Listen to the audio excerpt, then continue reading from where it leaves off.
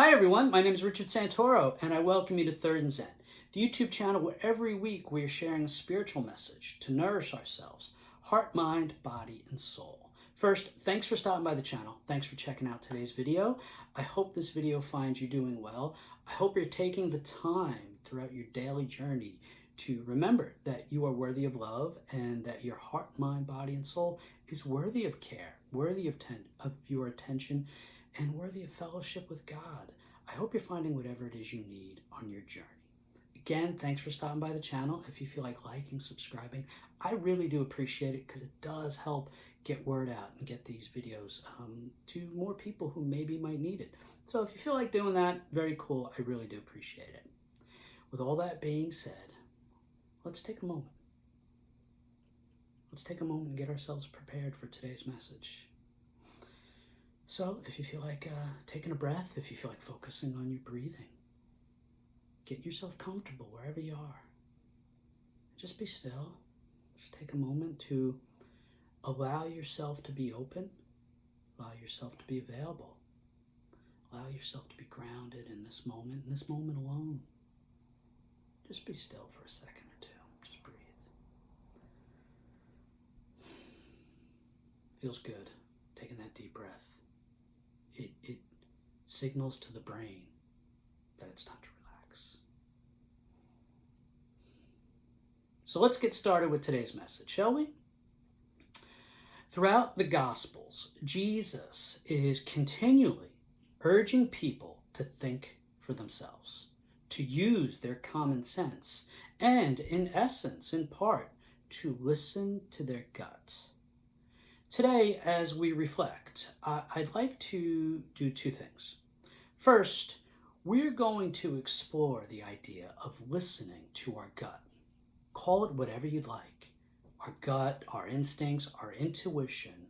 First, we are going to closely look at, explore, and understand and define the concept of our gut as a truly spiritual tool. Then what we will do is clearly spell out and blueprint actual ways, proactive, useful ways to use our gut. So we're not just going to talk about it, we're going to find ways to make this real world, everyday action for us. Some practical, hands-on, everyday ideas and techniques, making the phrase, go with your gut, a true spiritual guiding mantra for our daily journey. So let's explore the idea and the concept of our gut beyond the way that it is offhandedly used in today's vernacular. I'd like to start with giving us some perspective from philosophy. The topic of how we know right and wrong, morality and ethics, has long been a source of exploration for the great thinkers. Some would say that knowing what is right and wrong, what is moral and ethical, is learned behavior or cultural, and in many ways that is absolutely true. But some would also argue that there are certain universal ethic and moral concepts that are hardwired within us. Some would say that while certain ethical and moral behavior is learned or cultural, there also is an innate morality that exists within each and every one of us. And Immanuel Kant, philosopher, he was one of those thinkers. Kant, a massive figure of the Age of Enlightenment, would help lay the foundation for many thinkers and philosophers who came after him. Basically, what Kant said, he said that while, of course, some behavior, ethics, and morality is learned or cultural, we all have morality that is innate and inborn within us, a sort of moral compass that exists within each and every one of us. And where did Kant say that this internal moral compass comes from? God. According to Kant, we all have a piece of God within us, an inner voice and spirit planted within us by God, trying to direct us and guide us. As Kant and others, including myself, if I'm being honest, would argue, this inner voice, this innate, inborn, and hardwired compass that comes from God, applies to more than just morality, more than just ethics and the idea of what's right and what's wrong. It applies to so much more. As Kant would argue, there are certain things that we just can't reason our way to. There are certain things that we know not with our minds, but with our feelings, with our intuition. Sort of a combination of reason, intellect, and perhaps faith. And this, my friends, is how I would define our gut. Our gut is that piece of God, that eternal, hardwired compass that tries so hard to steer us and guide us in every moment of our lives. Our gut, our godly compass, if you will. It shouldn't come as a surprise that when we explore the idea of our innate or perhaps even spiritual gut, that we would ascribe this inner guide to God. Jesus, in the Gospels, in the Gospel of John, tells Thomas that sometimes we got to believe without seeing. Sometimes it's about faith. Sometimes it's about our gut and listening to that voice and that spirit within us, that spirit of God that resides within each and every one of us. Jesus knew it. Jesus knew this. And Paul, St. Paul, one of the great thinkers of Western civilization, of humanity, he knew it. In just a sample of his writings, Paul says in Romans, he states, the Spirit of God dwells in you. Christ is in you. His Spirit is in you. And again in Romans, Paul says, the Spirit intercedes for us with groanings too deep for words. Let me say that again in Romans. The Spirit intercedes for us, within us, with groanings too deep for words. And in 1 Corinthians, Paul writes, do you not know that you are a temple of God, and that the Spirit of God dwells in you? The Spirit of God resides in all of us, which is a beautiful thought. The inner voice and innate compass resides within all of us. That, my friends, is our gut, or at least a big part of it. We are made by a divine creator, and in the image of that divine creator. Yes, there is a piece of God within every one of us, and it is there to direct us, speak to us, guide us every moment of every day, and we are called to do our best to listen to it. As Kant would remind us, it is that inner voice that tries to keep us out of trouble and guide us ethically, morally, and through the maze that is figuring out right and wrong. But we don't always listen to that inner voice, do we? We don't always trust our gut, do we? The wise and great Jesus, the wise and great teacher, with passion, we'll go with that. I was getting tongue twisted. Jesus, the wise and great teacher, with so much passion and zeal, urged people to listen to their gut, to listen to that inner guiding voice. All throughout his time, Jesus was urging people to think for themselves, to reflect on what they've seen and heard, to follow that inner voice within them in the right way. Another of humanity's greatest teachers, the Buddha.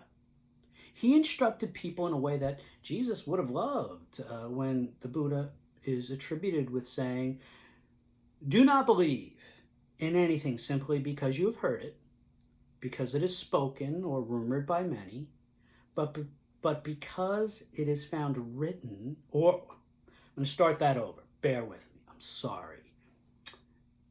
The Buddha instructed people in a way that Jesus would have loved when he is purportedly have said, do not believe in anything simply because you have heard it, because it was spoken and rumored by many, because it is found written in your religious books, or because of the authority of your teachers and elders. Do not believe in traditions because they have been handed down for many generations, But after observation and analysis, when you find that anything agrees with reason and is conducive to the good and benefit of one and all, then accept it and live up to it. In other words, believe because it feels right. Believe and trust that gut feeling that exists within you, exists within all of us. Jesus would have wholeheartedly agreed, as he all but said as much in similar ways to those that he encountered. And the Buddha also supposedly succinctly stated, believe nothing, no matter where you read it or who said it, no matter if I said it, unless it agrees with your own reason and your own, wait for it, common sense. It must feel right within us. If it doesn't agree with our gut, then we can't ignore that. And that applies to so much in life.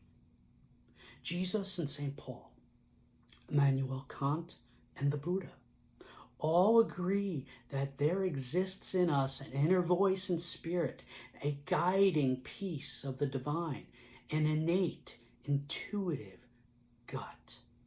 And all agree that we need to follow this compass. We need to follow our gut. And science today bears this out and studies in such beautiful and enlightening ways. So, how do we do that? How do we heed and follow our innate and inborn voice, which some would call the Spirit of God? How do we heed our gut, our intuition, that inner voice? Okay, as promised, time for some practical application to help us use this as we navigate our difficult lives and our difficult, as we start to get an understanding of how to heed that inner voice that we know as our gut. It is important to remember that we really need to get an understanding of which voice and gut instinct we need to listen to. Anger and a quick temper is not the innate internal compass that Kant referred to, nor is it the gut that I'm referring to. Anger, tempers, frustration, that is a gut reaction and not the same thing that I'm referring to be crystal clear. While we may have a gut reaction, an immediate or emotionally driven impulse in response to things, we need to shape and mold our gut, our instinct, in the right way so that we can be in touch with the parts of ourselves in which the Spirit of God does truly exist. I hope that makes sense. So how do we do all that? How do we get there? Well, Thich Nhat Hanh, one of this century's greatest spiritual thinkers, talks about how we have a habit of getting ourselves in this harried, frenzied state, and I'm sure many of us can relate to that or feel or connect with that. He says that everything that we put on our mental plates is like we are rushing around and like going crazy, and we ought, sorry, I don't like that phrase. It's like that we are rushing around and living in a frenzied way and often can't concentrate, focus, or live mindfully in each present moment. Hahn says that if in those moments where we are mentally all over the map, if we start to realize this and recognize it, he says that we should just stop in that moment and breathe in and breathe out mindfully. And here's what I love. Hahn says that when we do this, all the distractions and all the frenziedness that cause us to not be mentally and spiritually mindful and present, they'll all lose their strength. Let me say that again. Thich Nhat Hanh says when we do this, when we recognize those moments of frenzy and we see it and we feel it and we know it, when we stop and we just take a breath, all those other things will lose their strength. I like the way he puts that. They will lose their strength. And I will double down on that and say that is borne out not just from a great spiritual thinker, but also by science. As I mentioned earlier, taking that breath, it literally sends a signal to the brain to calm us. Sometimes when we get so harried and frenzied, we are having an amygdala response in our brain, and we need coping mechanisms to calm us. So it's all related. The physical, the spiritual, the mental, the emotional. It all works together holistically, I promise us. Each time the daily distractions, the quick, off-centered impulses, and that frenziedness, or maybe the lack of spiritual focus, or the absence of being mindful in that moment, each time these moments, however I'll describe them, we all know what they are. Each time these moments crop up and we are simply aware of it, and we stop and we mindfully take a breath, maybe even have a tactile sensation of putting our hands on something to help, all of that stuff will lose their strength and help us. It's a great way to phrase that and define it and give it shape and understanding, those things losing their strength. Every time that we recognize that we're not quite in tune with that inner voice and compass of God, that calm, that gut, that instinct. Every time we recognize that things are getting in the way mentally and spiritually. Every time we recognize this, as Thich Nhat Hanh says, smile at it and breathe and recognize it and welcome it and hold space for it until eventually it doesn't control us anymore in that moment. And that will help shape and mold our gut, our intuition, that innate spirit, and perhaps voice of God, and the compass that is there to help guide us. It will help clear the clutter and the distraction and help us to do our best to truly listen to our gut and the Spirit of God in a healthy and thoughtful way. So, to put this in much fewer words than I've used, stop and just take a breath and smile. It can be that simple at times. Now, I'd like to pause here and make an important point, if you will. It's important to remember that when it comes to listening and following our gut, we're going to make mistakes, plain and simple. But please don't get discouraged if your gut leads you to mistakes. The best teachings in life often come from mistakes. The best teaching tool is often failure. And sometimes that failure is what's leading us to the right thing. God's voice may often be leading us to failures for us to learn or to get where perhaps we're intended to be. So, my friends, don't overthink things. It's okay. It happens if we overthink or we make mistakes or we trip and we fall. Don't get discouraged, is what I'm trying to say. Now, so far in exploring these practical, everyday ways to use our gut, we have looked at how to listen to our healthy intuition and our perhaps spirit-led gut, as opposed to those quick, ill-tempered, immediate responses off the cuff.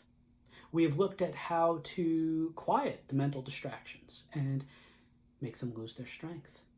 And we have noted the importance of not getting discouraged if we make mistakes when following our internal compass and our gut. Now, one last practical application to discuss in terms of using our gut, and my friends, it's vital. It's vital. When it comes to really honing and shaping that innate compass, that inner voice that God has planted within each of us, when it comes to understanding how to really use our gut in a spirit-led way on a daily basis, let me say the following. If you have a chance, go listen to Amazing Grace or How Great Thou Art, and then stop, take a breath, and say, what does my gut say right now? Go read a passage of scripture or a poem by the Sufi mystic Rumi, and then stop. Take a breath and say, what does my gut say? Go open a gigantic coffee table book of art, or just Google a masterpiece like Rembrandt's The Prodigal Son or Michelangelo's The Pietà, which actually happens to be right behind me in a small version. And then stop, take a breath and say, what does my gut say? Go step into a beautiful sanctuary, the Cathedral of St. John the Divine, which in Manhattan that I've mentioned before here, or a small, peaceful sanctuary, or someplace peaceful of that nature, and then stop, take a breath, and say, what does my gut say? Go walk on the beach, or along a path near some trees, or just a patch of grass, and get yourself grounded. And then stop, take a breath and say, what does my gut say? Go look up into the daytime sky or a starry, starry night, and then stop and say, what does my gut say? Go give a blanket or a coat to someone in need, or help at a feeding ministry, or homeless shelter, or donate to a worthy cause, or hold a door open for somebody, or express a kind word, or do something with generosity of spirit. And then stop. Take a breath and say, what does my gut say? If you're able, go and get down on your knees if you like, or just stand with a ready to receive posture or spirit, or still hands together, and then stop. Take a breath and say, what does my gut say? Finding that inner voice and that Spirit of God within us, and the ability to truly listen to our gut in a lovely, Spirit-led way, isn't just about making the clutter, the distractions, the frenzy lose their strength. It isn't just about recognizing the difference between our emotional gut reactions and our Spirit-led gut. It isn't just about not getting discouraged if we make mistakes and not following our gut. It's also very, very, very much about seeking out those lovely, amazing, beautiful, moving, transcendent moments in the profound and in the simple times, and taking the time to stop and reflect and respond to them. It's about taking that extra moment to let our spirit and our gut feel and understand what the hand of God and the vibe of our intuition is trying to perhaps present to us. And then that will help us when we have those everyday moments when we need to stop and say, what does my gut say? What is my intuition and gut trying to tell me in this moment? It will help when we have to stop and say, what does my gut say about decisions and loss and anger and life and emotions and challenges and all of the other moments in our daily lives when we really need that inner voice to guide us and that Spirit of God to speak and direct us, when we really need to listen to our gut and our intuition. And folks, I'm not saying this because I read it or because it sounds good or because it makes for a good message. I'm saying this because it works. I promise you. Taking a breath and sapping the mental distractions of their strength works. Knowing the difference between an emotionally impulsive reaction and our spirit-led gut and healthy intuition works. Not getting discouraged by our mistakes when we listened to our gut as best we could, it works. Taking the time to let our soul and our gut reflect and understand the simple, lovely, and the deeper, profound moments in life throughout our daily journey, it works, I promise. Listening to that piece of the divine within us, our gut. It works. Trust me. Trust Christ. It works. As I was reading this message, which I wrote some years ago, I was actually remembering a moment recently where it happened to me. And I was like, it always happens. It's great. So even since I've written this message, I still can reflect or be reminded of times where it's happened. I promise. My friends, the seeds of God are within all of us. Evidence of what direction we are to take and what our gut is telling us is presented to us all the time, consciously or subconsciously, through all manner of people, events, and so on. And again, since I've written this message, what I love is science is bearing out the efficacy of our intuition in such wonderful ways. There are some amazing writings and studies on this, about our intuition, about how it works, and about how accurate it really can be, and it's beautiful. And as the late Dr. Joyce Brothers once said, trust your hunches. They're usually based on facts filed away just below the conscious level. I love that. That's so cool. It's up to us at the same time to stop, take a breath, and simply say, what is my gut trying to say? What is my gut telling me right now? If we really thoughtfully and mindfully seek out God anywhere, we'll find God everywhere. I've said that in so many messages because it's so true.